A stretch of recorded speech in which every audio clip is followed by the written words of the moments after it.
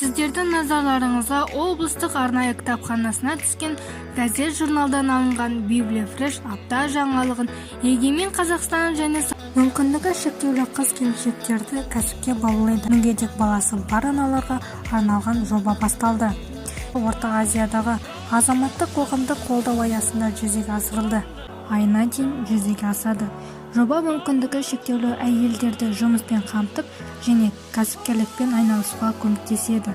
Бұған 18 бен 45 жас аралығындағы өңірді мен ерекше бала тәрбиелеп отырған ата Торайғыров атындағы облыстық кітапханада «Тыңда балам, ертегі» атты сериясымен жарық көрген кітаптармен танысып шығарылады. Бұл ертегілермен бірнеше ұрпақ өсті.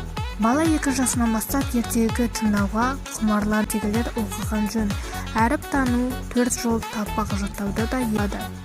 Осы кезде бүлдіршіндер бақшаға барып, қоғамдық өмірге белсенді араласа бастайтындықтан, әдептілік негізінде кітаптар арқылы үйретуге болады.